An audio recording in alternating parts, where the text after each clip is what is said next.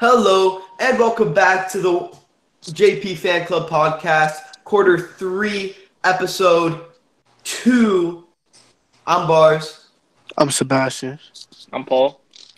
I'm Joseph. David. And I'm David. Yeah, there we go. Today we will be talking about Islam and the rise of Islam after this.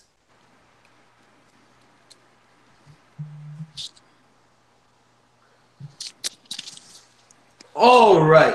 So, Paul, you want to get us started again? Sure.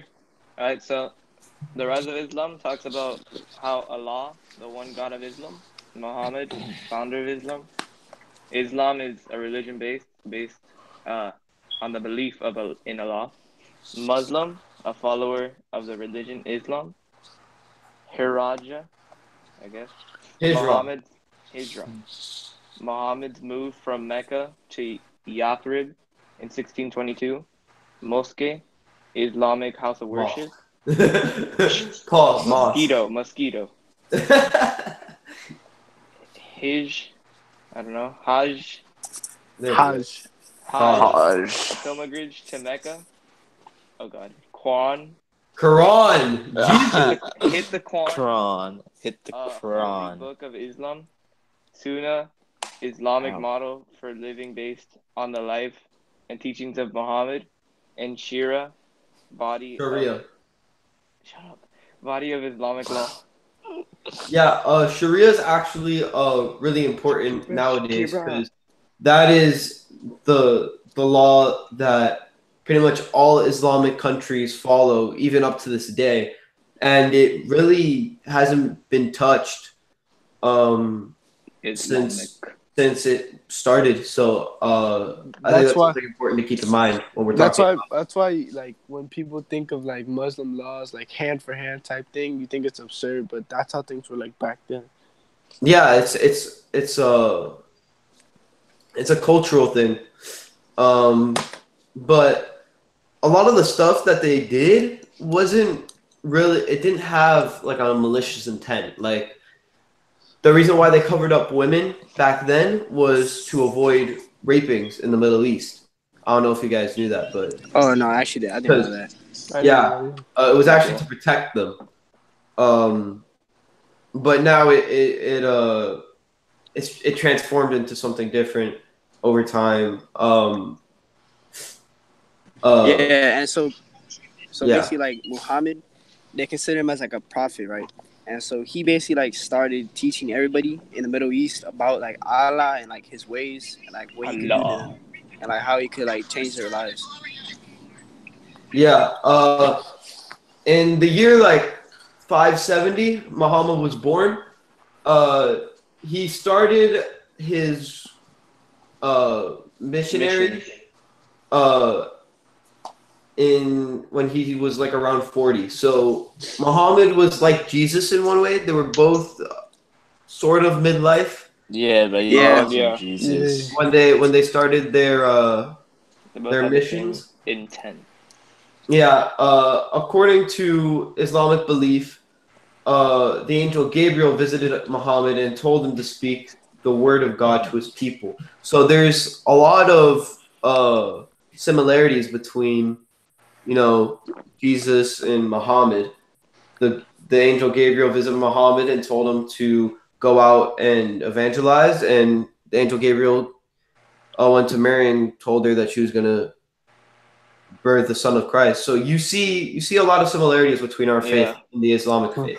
But yeah, we're the one that like prejudices them in a sense.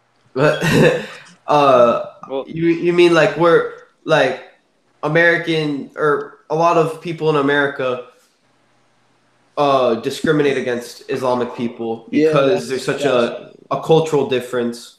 Like they're kind of like more in the past than in the present, I guess. Yeah, they definitely haven't been. Their culture isn't as westernized as other cultures, but they are definitely very peaceful people. Yeah, most. Yeah. Who wants to continue? David? Okay, I'll continue. Oh, Joseph. Hey, big man. Joseph got it. All right. Taking charge. Okay. So basically, after the angel Gabriel came to Muhammad began to teach that Allah was the one and only God, and that the religion based on his teachings, that is called Islam, its followers are called Muslim. And at first, many people opposed Muhammad, thinking that he was like blasphemous, or like they feared that they would neglect traditional Arab gods. So they're kind of just like, like they're kind of like rooted into like the old Arab gods that they believe in, that they weren't like accepting like Muhammad's like way to change. Yeah, and actually, there's another similarity to the story of Jesus. A lot of people, when Jesus was starting his mission, were calling him blasphemous, and in the book of John, especially, you see so many times Jesus was discriminated. But he's also like Jesus in the sense that, like, after he died, what he was preaching was bigger than when he was alive. Yeah. It completely exploded. Yeah. Yeah. Yeah. Okay.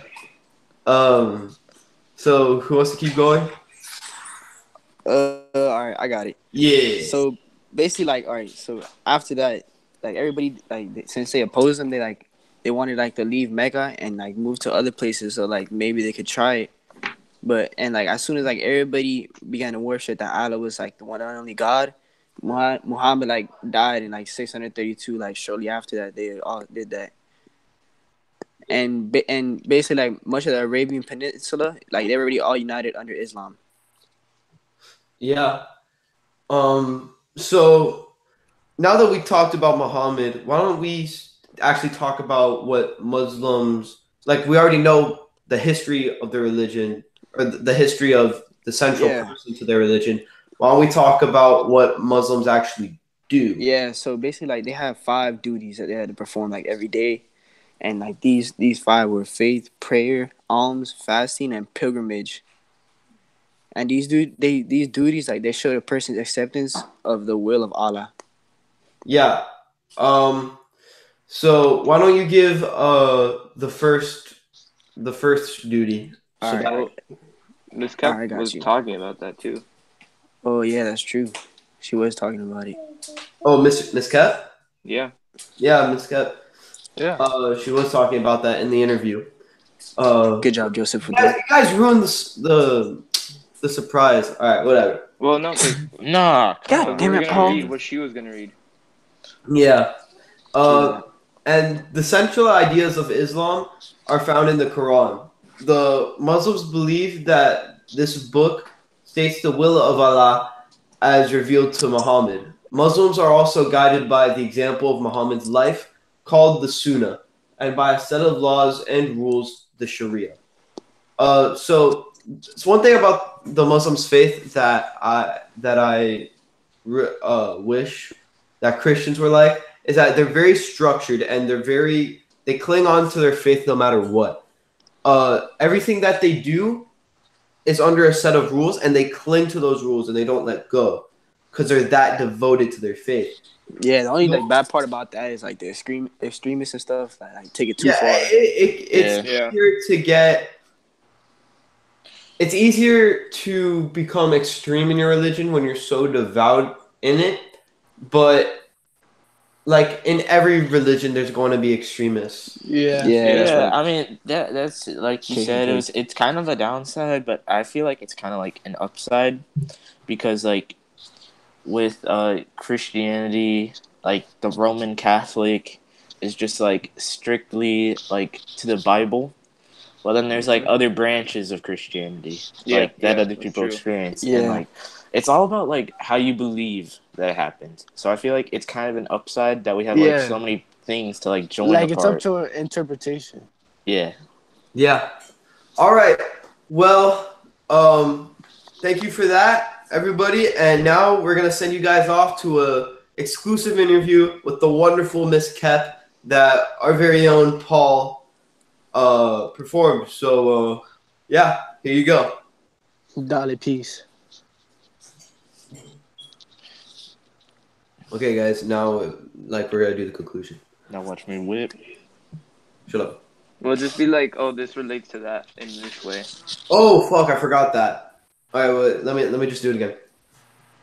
All right, so now we're going to send. Oh fuck! All right, guys. Now we're gonna send you guys off to an exclusive interview with the wonderful Miss Kep, that our very own Paul Padrone performed. This interview talks about how Islam relates to art and how their faith has impacted the world of art. Yeah, So- my boy Paul. Paulie. We'll send you off now. All right, Paul. All right. Thank you guys so much for watching. It's been a pleasure. It's been an awesome episode talking about Islam. So we'll see you guys in the next one. What? Bye. Bye. Bye. Bye. Bye.